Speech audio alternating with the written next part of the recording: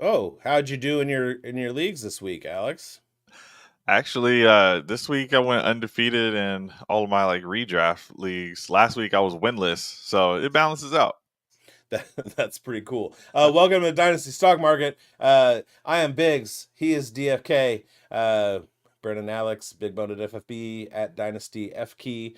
Let's start the show.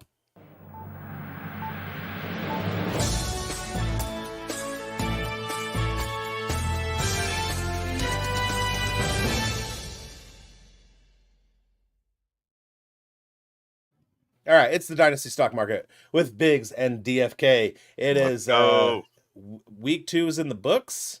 We're about to get into week three, and week two was wild. Now, last year we thought it was the injury apocalypse. More of the same Mm, this year. We'll get into that in a little bit. Let's talk about the good and the bad in our dynasty leagues. Let's start with your loss. Like yeah. what was your dynasty loss that is really like nagging at you right now? So let's go to sleeper here. I've got a player profiler league that I've been a part of for maybe 5 seasons. Won three of them, so I'm just gonna put that out there because I did lose this week, and it was to King Henry's Chivalry is how it's pronounced. He's undefeated right now, so good for them. I lost. I had 142 points to 161. And I rarely go through my teams like this since no one cares about my teams. But Right. I have a Dak Prescott, Trevor Lawrence. Both got me a nice little 15 points. And I'm going up against Josh Allen and Goff, who they had 13 and 9. So it's like, okay, good start there. I had Barkley at the game last night, who really would have liked to see him catch that ball maybe for a touchdown. Yeah. But he gave me 17 to their Henry 16. I had Kyron get 15 to their Josh Jacobs 12. But then one of the guys on our intro video, Zamir White, kind of let me down with 6 points against their Chuba Hubbard's 11. So I wish I had to play against Hubbard last week. And then my CD Lamb got 19 versus their Devontae Adams 26. Yeah, he went off. And then Tyreek Hill let me down with 6 points, and he was facing Nico Collins for 27. So those two receivers on his end really helped him out a lot. I also had Jalen Waddle. This is a deep league, by the way, guys. You start five wide receivers, so Jalen Waddle didn't do much. He was actually going up against Demario Douglas, who he didn't do too much either. He had 0 points. Yeah. But then my Christian Kirk had zero versus his Rashid Shaheed for 21. And then, it's pretty ugly after that. We still had like Demarcus Robinson, Mike Gesicki, Kate Otten, who did nothing. Devin Singletary got me 13. Really, our final few flex spots didn't do much. It was that Adams and Nico Collins that really burned me there. So it's definitely one where I want to win again. I think I won two in a row, so this would be my Chiefs chance to three-peat. Um, but only got one win so far. We'll see what happens. These injuries are definitely getting to me, It's but we'll always good to see. put it in the bank. And it's really frustrating when you have a week like Demario Douglas, target leader for an entire season last year, target leader week one, and then puts a goose egg up on the board in week two. And then you get guys like Mike Gesicki, who's been nowhere for years, and he goes out and he's what, tight end two or three for the week. He and Jonnu Smith, like if you in redraft, you should be streaming tight ends in the first place just because of things like that. But those are even matchups that you can't predict. Jawan Johnson goes off with a touchdown in week one, and then he gets a zero in week two. So right now is super hard to kind of navigate the Yeah, schedule. that's a two tight end league also. So I'm brutal. in a writers league with some pretty sharp guys, and just looking at my starts and sits, I started Anthony Richardson and Matthew Hmm. Stafford in the Superflex, and if I had just gone with Geno Smith, I would have won. If I didn't leave Braylon Allen on my taxi squad and put him in for Tyjae Spears, I win. So so it's disappointing for Jaden Reed at 5.6 points. Deontay Johnson has still been nowhere at 4.5. Um, you know, Andy and, Dalton here to save the day. yeah, hopefully. Andre Yoshevitz goes off for 14.7. But yeah, I could have lost by even more. My opponent had Caleb Williams and starting, and he had Rashid Shaheed on the bench, so it could have been even uglier. How about a big win that you had? Yeah. A Dynasty League I started a couple seasons ago with some friends that had been in some mainly only redrafts, so just trying to get them into Dynasty. I went with the rebuild approach right off the bat though, because I like to mix in some of those. So I've got A Rich, Rico Dowdle, Alexander Madison, Marvin Harrison Jr., Jalen Polk, Jack Smith and Jigba, guy Kyle Pitts, Brock Bowers, Jordan Whittington, and Jaden Daniels. Those are who I'm starting. That's just not Yeah, who's on the roster. It's right. not a good team, uh, but they won this week. Right. This team was in last place, and guess who went off? Marv, let's go, and Yeah. Jackson Smith and Jigba. Because my team's so bad, I'm forced to start these guys like Jalen Polk, who he got a touchdown, and Andy Carey, for what it's worth, and I'm just rostering. I mean, I'm flexing Brock Bowers 9 receptions. Let's Hmm. go! Like, Yeah. hey Raiders, let's get it. I should have my little banner up there. It says Brock Bowers ate my pizza. Um, Yeah, that's right. yeah, in my home league, we've been playing for a while, and it is a bunch of people who have come over from redraft, and we wanted to like it was the first dynasty league that I ever played in, and we wanted to like get everybody into the dynasty pool. Um, there are some IDP in there, so I had Jesse Bates with that late interception at 19.5 points. Bill's defense got me 18 points, and then the name of my team, I change it every year. The name of the team this year is Broleek McBowbers. And I changed it because Brock Bowers, Malik Neighbors, and Jalen McMillan were my three main I draft love it. targets, right? So I go into this week, I have Jalen McMillan in, who he got me 3 points. But I had Bowers in at tight end. I had Jaden Daniels at quarterback. I also have Dak Prescott, who outscored or he got outscored by Jaden Daniels by 0.02 points. So I made the right decision. Made Yeah. the right decision there.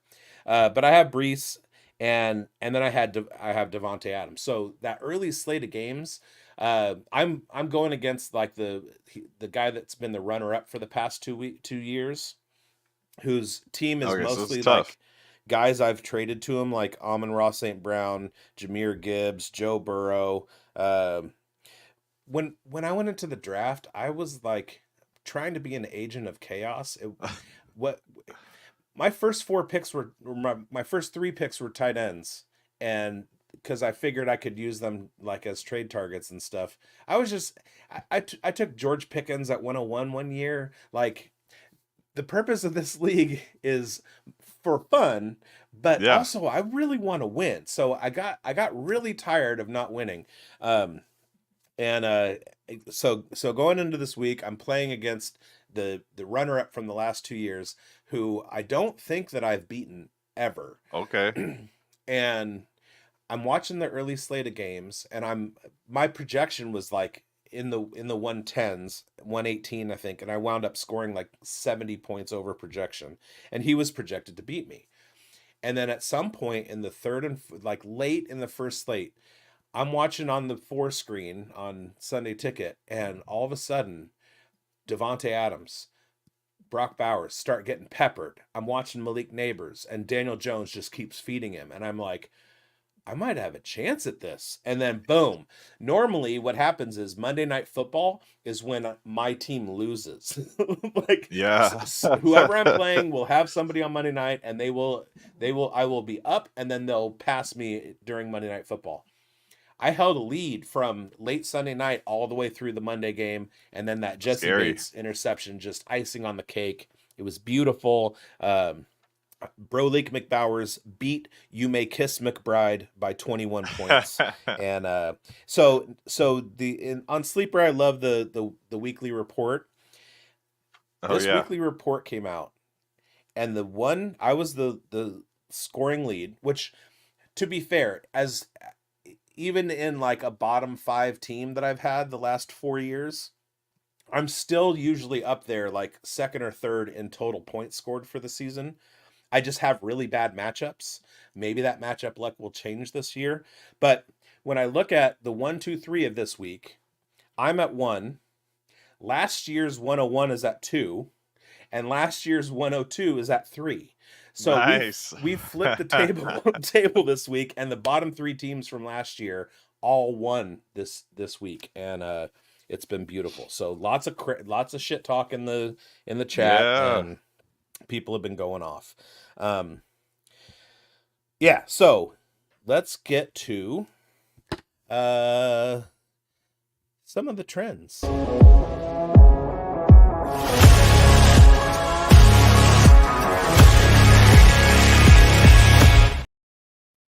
All right. Trends in Dynasty, especially in season, are always like orbiting the injury landscape.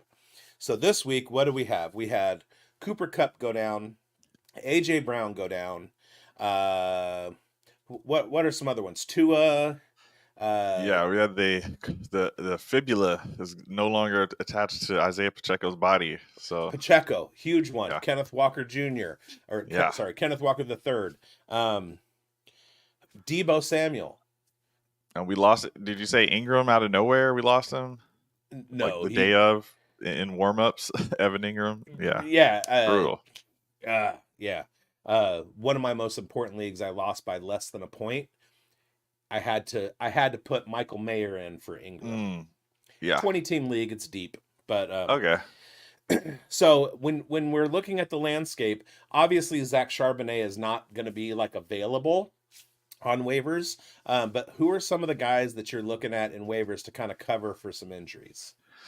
Yeah. So, for one, it does seem like that Walker injury will last a little bit. So, obviously, for me, I'm still looking at who's the next man up, even behind any starting running back, since those starting running backs are going to be the ones that can absorb most of the blows. So, I would take a little stash on Kenny McIntosh. This is like a guy who maybe is available in the dynasty league, and I have him in a lot of them, but you know, I did a video earlier today of under 70% rostered players. I mean, some of that's for redraft, but I think maybe like a Carson Steele, he could be taken already. But Samaje P. Ryan, sometimes he's floating out there. I saw someone on Monday night actually pick up Kareem Hunt. They had dropped a Monday night player, and since Kareem Hunt wasn't on a roster technically in the system, and he's talking to the Chiefs about potentially getting a role there since Pacheco's down.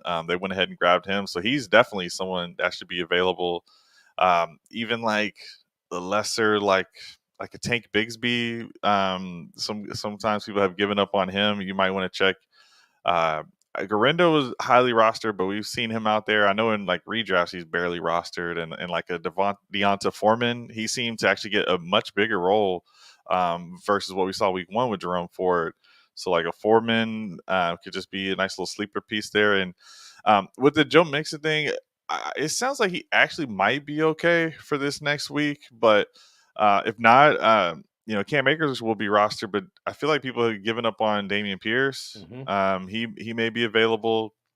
And with Tennessee, you got Tyjae Spears kind of banged up, and say what you want about the offense, but still, I'm looking for a guy who's next man up that might be available, like a Julius Chestnut, a guy who I slept on for the New Orleans Saints, who's probably rostered by everyone else, but I was sleeping on him, Jamal Williams. At this point, until Kendra Miller returns, you got to take a look at him. For me, running back is a little bit more important, but there's like receivers. I feel like there's just so many. Like the Rams situation, if you want to talk about that. Yeah, I mean Jordan Whittington, Ty Johnson, and I mean they're out there a lot. Even Tutu Atwell got some burn. I just kind of thought they gave up on him, but he got some passes in this past game. I think 4 catches. Juwan Jennings with Debo out now. Yes, Jacob Cowing. Both of those guys actually could be available. Yeah, and I have a lot of Jacob Cowing shares. I love his profile. I was higher on him than Pearsall, but draft capital didn't jive with me. Same with Braylon Allen. Braylon Ooh, Allen is a yeah. guy that uh, Bye. is likely rostered, but like I said, I had him on my taxi squad, and that just waiting for him to get his opportunity. Apparently, he's going to be okay. He's not going to get 2 touchdowns every week. He's probably not Yeah. even going to get 1 touchdown a week, but the Jets have shown that they are fully willing to let him be on the field with Brees Hall. Um, Yeah, you're right. Jordan Mason has been the big target for a couple weeks. He's gonna, after the last 2 weeks, he's gonna be pretty hard to acquire. Um, but Zach Charbonnet is out there. Uh, J.K. Dobbins, his stock has gone through the Yeah. roof. Going back to the Joe Mixon thing, the one thing that we know about Dameon Pierce is that he's completely volume dependent. So, and we also know that Cam Akers doesn't always stay healthy. So I would take a shot on Dameon Pierce, knowing that Yeah. I'm not going to put him in unless something happens to Cam Akers, because he's gonna need 20 carries a game to be able to produce for you. Um, but with that said, Joe Mixon was one of my biggest sells of the summer, simply because he turned 28. I know that this Houston offense fits him. The scheme fits him better than Yeah. Cincinnati did. So I knew that there was going to be an uptick. But it's time to get out from under Joe Mixon, Yeah. and injured by week 2 is one of the key Yeah, components of that. it's trending down for a lot of these running backs. Like, even it doesn't even matter the name at this point, whether it's CMC or a Derrick Henry or Mixon. It just doesn't matter. You do need to try to weigh what you can get from some competing teams, because you could actually get a decent offer for insert player like a Mixon, and then still turn around and give away maybe a third round pick to get just a spot start for some other player. So kind of capitalize on the high end RBs that you got, and just get some lesser owned spot starts to see if you can get some draft capital that way. Um, Right. any other? So, Oh, go ahead. well, what I was going to ask, at this point in the season, we're still in week 2. So if you have a situation where you are an owner of like a Cooper Cup or an AJ Brown, or somebody who is fairly established, is a good veteran, and they go down and they're going to be missing, how quick are you to start pulling the trigger on offering trades versus maybe finding somebody on the waiver wire, or just dealing with the depth Okay. that you have already? Yeah, I will generally do that. I will not be quick to trade away Cooper Cup off of the back of an injury. That's when their value's at their lowest. And we just saw Cooper Cup's value was basically depressed the whole offseason, right? In Well, not general. really, not Uh, trading off of the injured players. I'm saying trading for in-season replacements. for in-season replacements. Okay. Yeah. No, I will do that. Especially at the running back position, since I know I can get some guys for a third, before someone goes all in and buys in on the new normal that, yeah, this guy actually is starting now. With receiver, I usually will actually look at the waiver, because there's just so many guys. Like, you were just asking me who some people stepping up, like Jalen Naylor with Jordan Addison out. He's been producing. Jalen Naylor, that is. Jalen Tolbert for the Dallas Cowboys. He's finally emerged and doing something. They need help there. It does sound like Ferguson will be back, but he had some huge catches. If you guys didn't catch that game, and yes, it was an awful game. But point is, he's scoring points now. You could probably get like a Wandale Robinson for cheap if you tried to trade for him. So there are some easier to acquire wide receivers, like maybe like the Cincinnati Bengals guys. If people are thinking, oh well, T Higgins is coming back, you might still actually be able to get an Iosovas for a couple of weeks, or Burton. You could buy low, something like that. So I am willing to address it at that moment. To answer your question, I will address, because you have to play it week to week. I'm trying to win this week, so if I feel like I don't have a starter in my flex, then yeah, I'll make a move. But I'm not already swinging for, here's my first for, Right.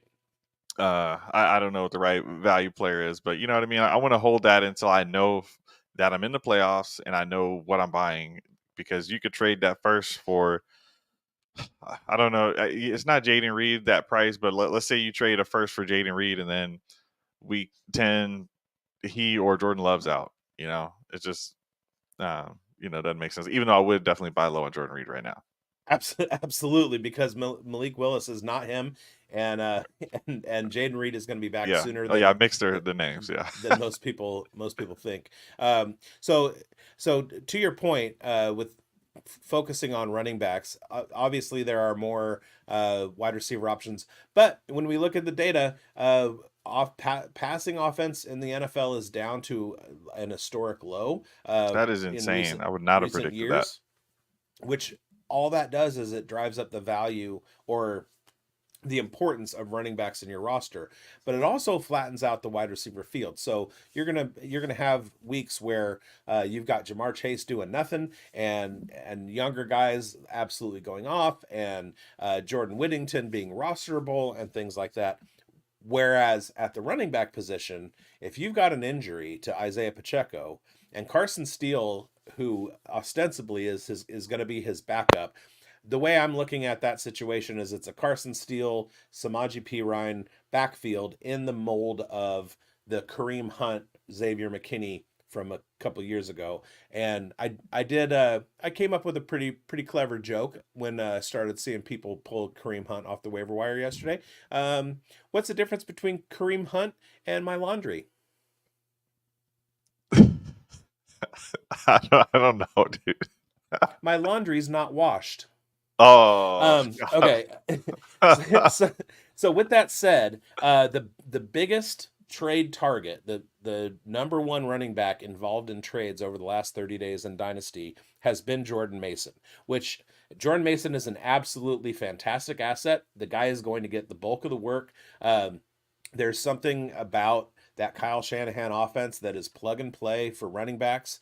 Obviously, you want to have Isaac Guerrero in some capacity. If he's not already on your taxi squad, you're going to want to do that. And when we look at the calendar, right now is not the time to be trading away draft picks. It's the time to be acquiring draft picks. So yep. draft picks right now are at their absolute cheapest. So you're going to want to be trying to find guys to unload right now or over the next 6 weeks to acquire the highest draft picks you can, because there are going to be people who are in a situation where they lose a Cooper Kupp. So they lose Cooper Kupp. You like find somebody and offer them for draft picks. Try and go a tier higher. Like go plus. Win your tier when you're doing those targets. So I'm looking and 2 quarterback 10-team league. Full PPR. Jordan Mason goes for a 26 and a 27 round 3. Is this the one you did? No. I'm just okay. This is one of the examples. Yeah, no. It was I made wouldn't. today. I would not do this. 2/3. So which side would you prefer? The Jordan Mason side? The Jordan Mason side. Okay. Because I've done a trade for Mason, and I traded him away on the rebuilder, the one that I just showed that I won. And I got 2 seconds back. I actually got 2 seconds back, and I got Jordan Whittington back with Alexander Madison. So I got 4 pieces for 1. So say you have Isaiah Pacheco, and given that right now is not the time to give up on draft picks, 26 and a 27 round 3, that seems to me reasonable to give up to grab Jordan Mason, like a steal. So Carson Steele? Oh, you're saying no. It's a steal to get Mason? Yeah, yeah, a steal. To cover an injury. Yeah, if you're saying you get Jordan Mason for that price, it's a steal. Sure, that's what I think. Yeah, he's a top 5 running back right now. All right, now how about there's Dalton Kincaid for Jordan Mason and a 25 round 4. Okay, so yeah, I'm taking the Kincaid side. And that seems to be kind of like a build. It's a 2 quarterback 12 team full PPR. It seems to be like a build preference. If you're like, Kincaid's dynasty value is up there. Jordan Mason isn't going to last as long as Dalton Kincaid.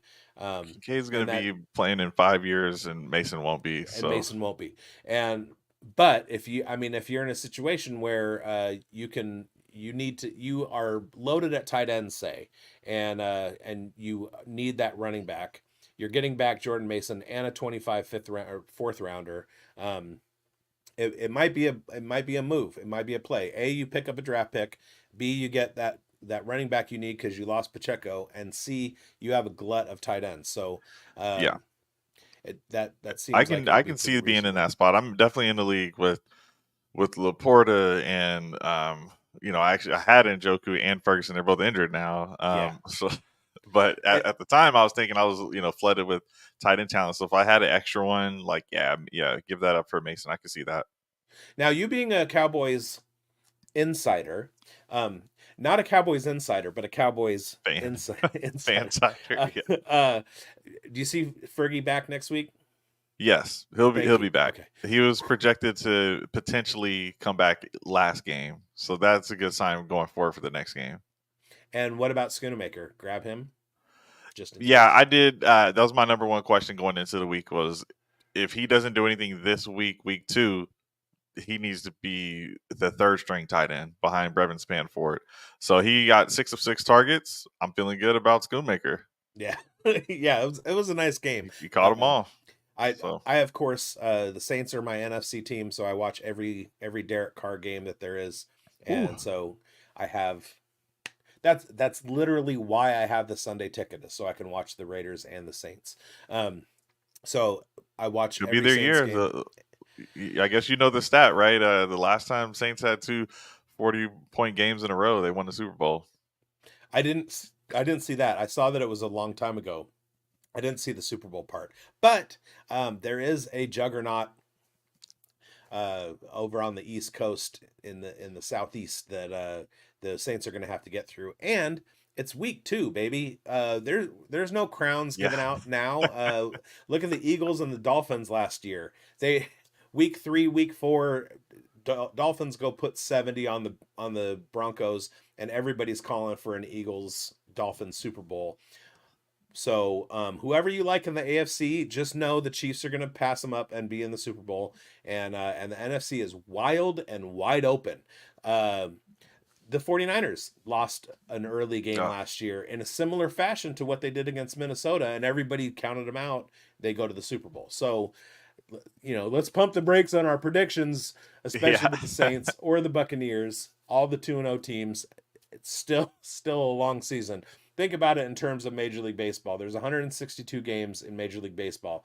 Every 10 games roughly is one NFL game, which means that there's still, if you're in Yeah. the in MLB, there's still 120 games left in the season.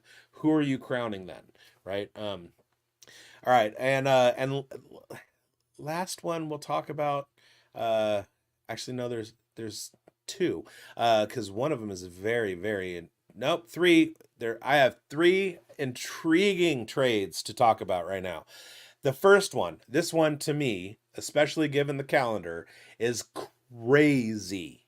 All right, one side gets Raheem Mostert, Christian McCaffrey, and Jordan Mason. Yeah, it's a nice. Yeah. Locked Raheem down at might have a half a 49ers. season left in him. Yeah. Christian McCaffrey maybe a year and a half. Jordan Mason should have a couple good years. The package they gave up: 25 round 1, 26 round 2, 27 round 2, 25 round 1. Okay. 2 What first are and 2 you seconds. doing? 2 first and 2 seconds. But two first next year, and a 26 second and a 27 second for two running backs who are only going to be around for 2 years, maybe three Yeah. tops combined, and Jordan Mason, who's got maybe 2 or 3 years. Yes. Sometimes when people are in that spot, they're thinking, hey, I got this juggernaut team. I just need the running back. I'm going to have a late 2025 pick. But that other pick, I don't know about that. And it's too early to tell. And when you were talking earlier about getting these picks now, earlier in the season, one thing I was about to say was, like, people don't know where their picks are going to finish yet. So, Right. and you were giving an example of someone trading um, because they lost Cooper Cup. Well, if you're banking on Cooper Cup to win you this league, you may not have actually finished very highly anyway. But then now that he's gone and you're doing the XYZ to try to make up for it, these teams are digging themselves into a hole and you might end up with a really high pick. So it's dangerous just from where those picks may lay because we don't know if CMC is coming back for the regular season, if we're being honest. And then Sure. this could be like a Super Bowl play where they just want him fresh for then, and then all you need to really blow this whole trade up in your face is Mason to get injured. Yeah. That's pretty much worst case scenario. All right, his next one is kind of intriguing. Jordan Mason and Bryce Young Oh man.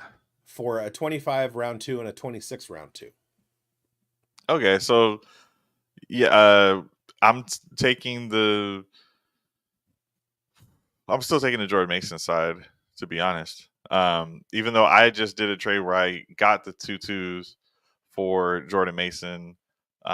If I am competing, I do want Mason. And I mean, the rumors right now are real rumors that Cleveland's interested in Bryce Young. You can be out on Bryce Young, that's fine. But maybe you get a spot start out of them here and there if they're just trying to move on from Watson or whatever. But Mason's putting up enough right now to maybe that can carry you. But if you're just trying to get out on Bryce Young, a second is like someone saving you on a life raft. Right?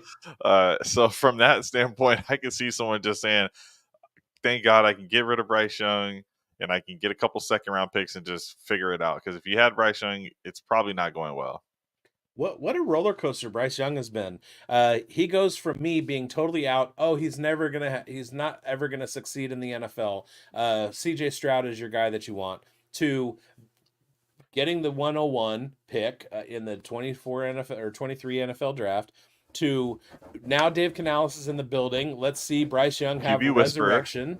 And then 2 weeks in, it's Andy Dalton time. Here we go with the Red Rocket.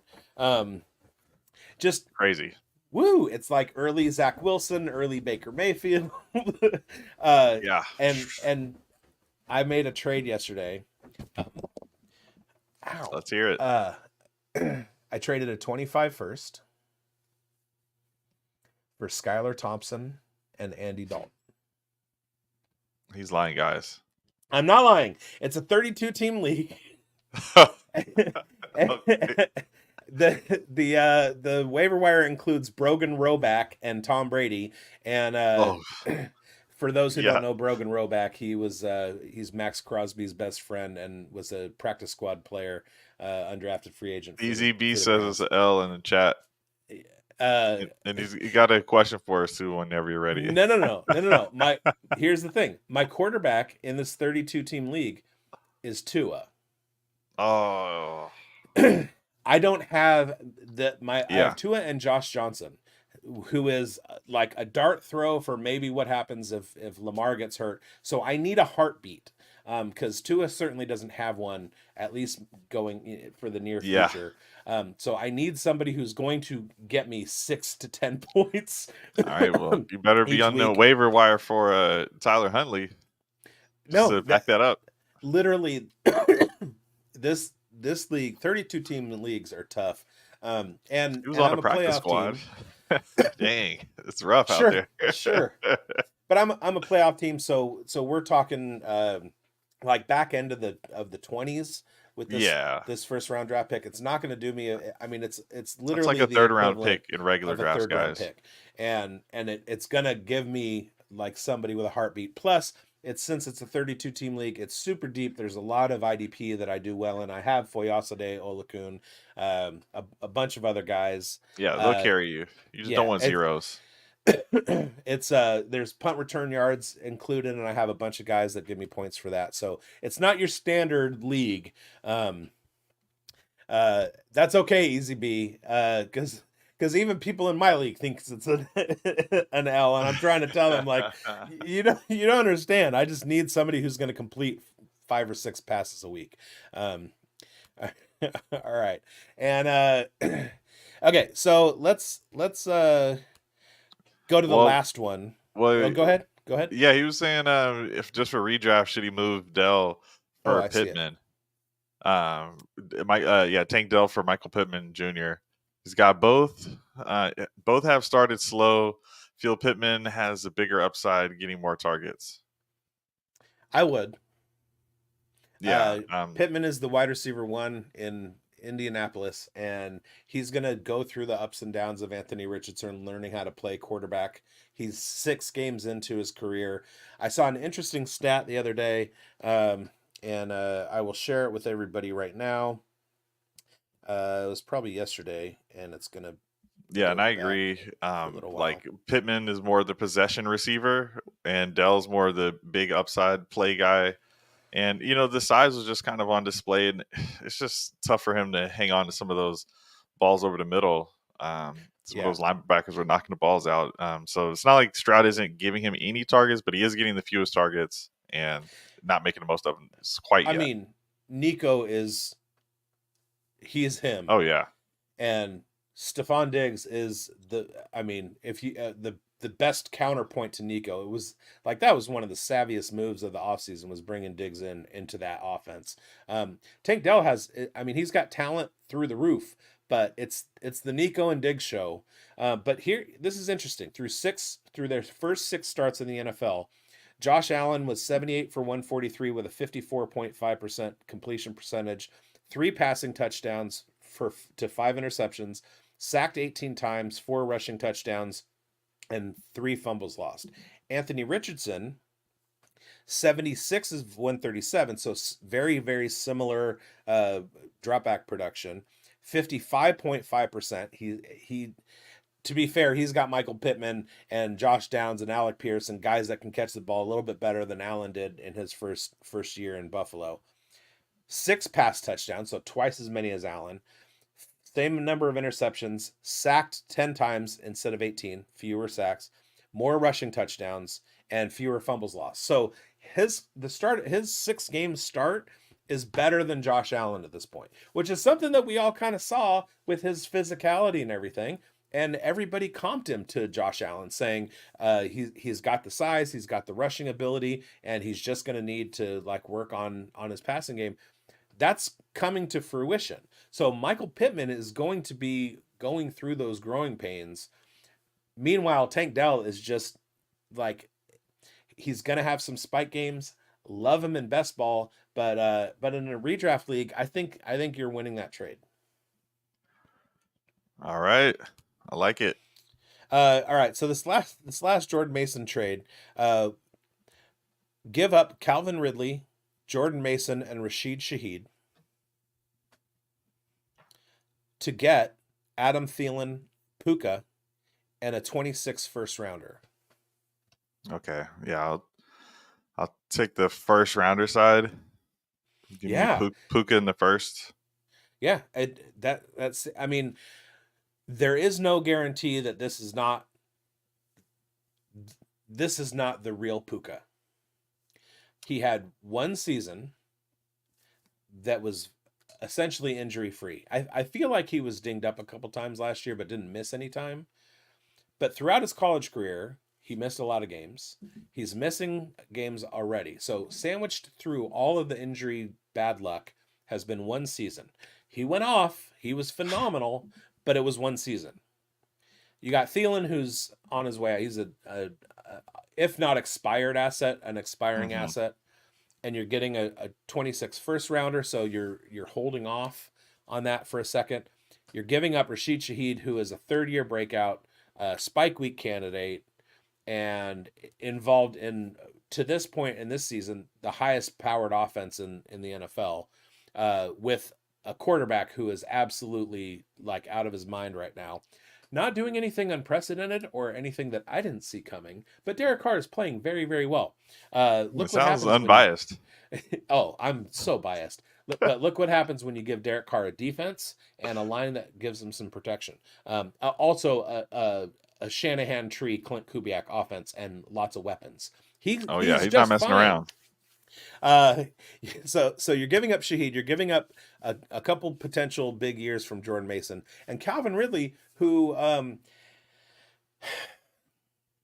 as somebody who is a reluctant Calvin Ridley owner, I want to say the only places that I have him are where he was auto drafted. He didn't do anything for me in Jacksonville, and then going to that Tennessee offense with Will Levis. Will Levis is So bad, so bad. Did you start him last game? Levis? No, Ridley. No, Or really? were you too scared to start Yeah. him? No, Okay. if I've auto drafted him, I have to. Um, but that offense is like you got DeAndre Hobblin, uh, Ooh, Calvin Ridley, over. and Traylon Burks, Also over. and yeah, and it just like I don't know. I feel like everybody playing Tennessee is like, let's let Will Levis beat us, and he's struggling to do that. Um, but Calvin Ridley bailed him out quite a few times this week. Um, Yeah. so you're giving up that for the expiring asset, the Puka hope, and a 2026 first rounder. Um, I don't know, depending on roster situation, if I am on the Ridley Mason Shaheed side, I give that up, even though I'm getting back a round one, and Puka. Yeah, it's tough. That's why I love this show because you definitely go deeper when you're thinking about some of these, and like if you're trying to win, Shaheed is the guy you want on your team. Yeah, Like that side is definitely going to help you now. So when Puka, I'm not going to give up on him just because he's hurt right now. I view it like Cup's going to be gone at some point in the future. I view it as Puka's going to get an opportunity to be wide receiver one again. So and yeah, 26 is far away. You'd rather be 25, but you can always, once that 25 draft comes, give your 26 and a third to move into that year. yeah. It's Dynasty is so fun just because of all of the wrinkles, and it's what makes fantasy football great. And Aaron checking Yeah, in, Dynasty adds another layer to those trades. Aaron, damn no love on Ridley. on Ridley. I'm a hater. I'll admit it. Um, I got a lot of hate in this heart, and I'm not afraid to show it. And that's the thing. So everybody knows Matthew Berry, love hate. It's not that he Mm, hates, it's just like he hates the situation, he hates the matchup, the game, whatever. Same. Anytime I make a declaration of like this guy is good or this guy is bad, it's not to say that the guy's not going to have good games or like doesn't belong on a roster or whatever. Like yeah, I can't fully judge elite athletes who are like in the top 1% of the 7 billion people on the planet at doing the yeah. thing that they do. One of my favorite jokes is I was born in the same town as Jared Goff, and he's the second best football player to be born in that town, um, because I'm the best. But but I'm obviously not like a competitive NFL level athlete. I can't make a judgment on these people. Even the guys who are on practice squads, even the guys in the XFL, UFL, whatever. These are like the elite professionals. The line of demarcation between somebody being a career UFL player and, say, Devonte Adams is not as big as we like to think. There Oh are a yeah, lot of guys who can do things that Devonte Adams does, and they can do them on the football field. It's just there's a little like hairline of difference. Work ethic could be, or maybe 10 tenths of a second on like their top end speed or to whatever. be honest, politicking too. I mean, like Po- a Bryce Young, he was in all of those Elite 11 camps, and it takes a lot of money to pour into these athletes to get them to where they are. Like there could be other people that just weren't in that same advantageous situation to be put into those spots to get recruited by the Alabamas and all of those things to be put on yeah, that pedestal.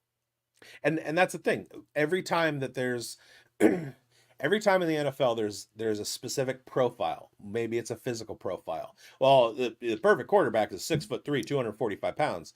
Then you get somebody who's 6'1" and goes and wins Super Bowls for the Saints in Drew Brees. You get guys like Brock Bowers who like does not fit any kind of profile, and he's absolutely tearing stuff up and is a fantastic tight end, or a tight end who's too big, or a tight end who's too small, or whatever. Anytime you put people into a box, somebody else is going to come along and be like, "Ha! I'm a 25-year-old rookie, Yeah, and watch me be wide receiver 6. So I don't hate on the level that, like, you yeah, know, I hate Calvin Ridley. It's just uh I prefer to take my chances elsewhere. And because there's guys that just, like, you can look at them and know that they're frustrating to deal with. And yeah. And like the game is changing, so people are gonna break the molds anyway. But look, ultimately, this shows the dynasty stock market, right? We're not just going off of our opinion. The stock market is based on a lot of people's input, right? And a lot of people are in 1 month, T minus 1 month, really his value is it going to be higher or lower? I doubt it's going to be higher. So you got to try to get out on these guys, especially a year from now. You got to try to move them. Like he just had a good week. This is when you try to move on. yeah, So yeah, we're trying to factor in the whole community as well when we're making some of these moves. it's always better to be early than late. Yeah, yeah, Because, I mean, we're talking about assets, we're talking about value, we're not talking about people. And yeah. that's Think about like Cooper Cup, right? I felt like I was late to be able to sell him in the offseason, and then I got this little window, and I'm like, oh, now I'm going to hold, and then now I'm back to where I was, where his value is a little bit depressed. Like you kind of just have to strike while the iron's hot. right. uh yeah, anything that you see for this week 3 slate, like, you got the Ravens, who just gave up a ton to the wide receiver 1 and the tight end. Is Jalen Tolbert gonna continue his breakout season, or was it just a 1 week spike? Well, if Ferguson's back, I don't think I'm going to see a ton of points from Tolbert, but I do think this is his last chance with the season. I'm going to say yes. Actually, I think the Cowboys are desperate. Maybe Cooks still has it in them, but they do want to answer before this season's up, before they have to do another draft and find a replacement there. So I think they're going to give him every opportunity. And then that game, just in general, I mean, yeah, tough matchup. Both teams are super desperate, so they're not going to just sit there and hope that CeeDee Lamb can do it when the whole other team's all over him. They're gonna, hopefully, I would say like a Tolbert, excuse me, a Rico Dowdle could be in play this week. Looked like they were making a switch to who's getting the starting role between him and Zeke. So even though he might have been on benches last week, you might want to get Dowdle in your lineup. And I was interested in that Eagles Saints game. Since you're talking about my team, I'll talk about one of yours. And I was making a show before that Eagles last night game, and I was just like, I had already picked the Saints at that point because, like, you can't just keep ignoring the trends. You need about 4 weeks, a quarter of the season to really feel like you got trends. But we can see the trends forming, and the Saints have a good team. And now that it does look like AJ Brown will be out again this week, I want to see how high does Devonta Smith's value maybe rise? Can you capitalize on that in this short little window? Because it seems like Brown could be out even beyond this week again. Maybe you can cash in on Devonta Smith, who's a career wide receiver too, but this may be your chance to really cash in on him. And then Saints, I mean, I'm curious. Are you trading Rashid Shaheed for something big if this continues to happen? Like the production is going to be there, but right now you can't trade him for something big. But that time might come because we've actually had two, what I would say, kind of down Olave games for his standard based on how well the team did. Like maybe people start to believe Shaheed is someone that's on a Devonta Smith caliber, a normal Devonta Smith when there's not an AJ Brown missing. Maybe you can get a first, a late first, a 26 first, something like that. I want to see how high these Saints can really go. See if they're. I don't want to say see if they're for real. I think they're for real at this point. Right. So that's a matchup I want to see because Eagles were in the Super Bowl 2 years ago, and they would be down 1-2, and Saints would be up 3-0. That would be massive for like power rankings. I think people still have Eagles ahead of Saints for some reason.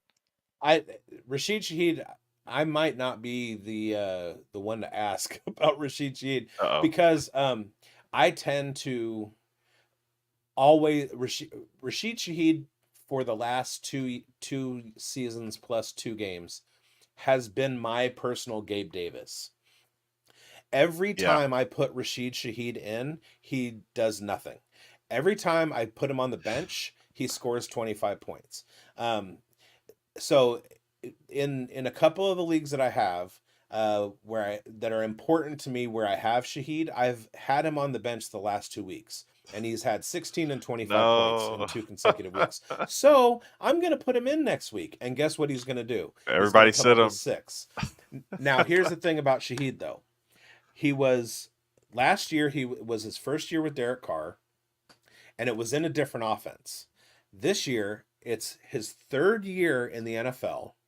He's more of a known entity. He has a year under his belt with Derek, and Derek is a guy that when he knows that he can trust a receiver, he's a guy that loves, if you watch all 22, okay, or if you watch analysts that watch all 22 and they start pointing out quarterbacks that throw the ball before the wide receiver is in position to get it, which is one of the trademarks of being a fantastic quarterback in the NFL. You have to trust your receivers, you have to trust they're going to be where they're supposed to be, and you throw the ball essentially blindly. Derek Carr is doing that with Rashid Shaheed right now. He did it with Zay Jones. He did it with Nelson Aguilar. He did it with Michael Crabtree. When he learns his trust in a receiver, he will put the ball where only that receiver can get to it. And if you go back and you watch the all 22 of the last 2 weeks with Rashid Shaheed, that's what he's doing. That long pass that Yeah. Shaheed caught, Derek Carr threw that ball to a spot where if you stop the film where he releases the ball, the field is wide open for Shaheed. Only those 2 players knew exactly where that ball was going to wind up, Yeah. and Shaheed got to it. So that kind of trust is very rare. And I've preseason, I was calling this is Rashid Shaheed's 3rd year breakout. And over the last couple weeks, it has looked that way. You So called he's it. going into all of my lineups. He's got that trust with Derek Carr. And I don't think that he's going to outproduce Olave this season. But if that actually happens, I will not be shocked. Yeah, and I know you just we're answering kind of mine, but like, what is yours? What is one that you're looking for? A matchup you're looking forward to this week? Um, that that's my show tomorrow. Okay. I haven't gone that far yet. It's just I'm because we still have gotten some answers, so far. Like the Tank Dell one, we kind of have that wide receiver trio answer of the pecking order. We got our answer. Is Malik Neighbors actually good? Like with the Browns, like Jerry Judy finally did something. I don't know if we actually have an answer there for him, but I'm not too worried about that answer or question. If he's I'm still not 100% sold on Cleveland, on Deshaun Watson doing much. Although yeah, they did have a lead the whole game. Malik is for real. are you We knew sold on that. Trevor Lawrence I'm so down on Trevor Lawrence right now. in that Uh, same game? the big bounce back that I can see this week is Dak Um, Prescott. okay.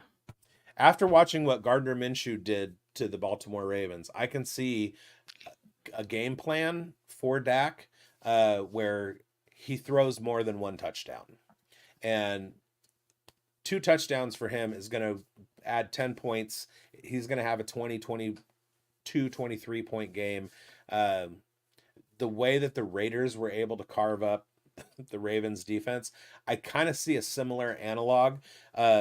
2 running backs that are less than effectual. You have an alpha wide receiver in CeeDee Lamb who slots in perfectly with Devontae Adams. In fact, career wise, I think CD had a better start to his career than Devontae Adams, but I see them as very, very similar wide receivers. You have Jalen Tolbert, who's basically the Jacoby Myers role ish, and Jacoby Myers didn't have a great game, but he did have a couple clutch catches. And then you got Jake Ferguson, who lines up pretty well to Brock Bowers. Minshew was sacked 5 times. The Raiders only got a couple sacks on Lamar, but that's Lamar. And then the defensive backfield, they gave up. Devontae Adams is one of those guys who's open, whether he's double covered or guys Oh are yeah. hanging on him or whatever. And CD is the same. So as long as Dak is chucking the ball to CD, I see big games for both of them, kind of similar to what Devontae Adams did. And I can see Dak having a pretty good day. Yeah, we both gave our team some love. I appreciate that. Yeah. I'm Yeah. hoping, man, but I'm scared. We'll see. Now the Raiders get Carolina. So Oh yeah, no. this is going to be the Zamir White game because the Raiders will have an early lead and be able to sit on No, Zamir not White. too fast. Andy Dalton entered the chat, man. Last year, Carolina Panthers' highest yardage total game came in the same week 3 when it was the only game Andy Dalton started, which they actually pretended that Bryce had an injury, but I think they actually benched him back then too.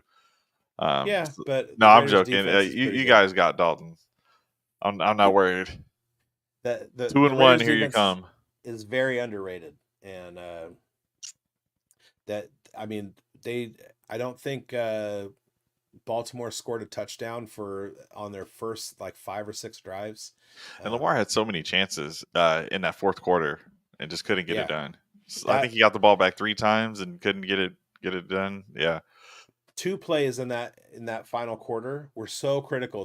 The big sack that Crosby had to sack Lamar and put them at like 2nd and 16 or something like that, 3rd and 16, and then Jack Jones coming over and like knocking the ball out of Isaiah Likely's hands. Those 2 plays, those were the game winners. Minshew did what he did, a touchdown and an interception, and at 200 and something yards, whatever. Devontae had a big game. Brock Bowers had a big game, but those 2 plays by the defense were absolutely what sealed that game. So, Yeah, man. Yeah, good show. Sure. Let's get everybody out of here, and we will see you next week. We're gonna be a little bit earlier next week because I'm an idiot and messed up the schedule in my brain. So You're good, man. 10 o'clock Pacific, 12 o'clock Central, 1 o'clock Eastern. Next Tuesday, we will be back with more Week 3 stuff, and we'll talk some Dynasty fantasy football. Let's I need a producer. Let's get where'd it go? Oh, there it is. And Matt Kelly is going to sing you guys out of here. Have a great week. I hope you win. See ya. From the Podfather to you, I deeply appreciate you tuning in. And many ask, what can I do? What can I do to help support the hosts, the research they do, the production costs? Go to playerprofiler.com, Dynasty Deluxe, World Famous Draft Kit, Rankings, DFS Dominator, and of course, data analysis. Subscribe to any one of those, and you support all of us and take Player Profiler to the moon.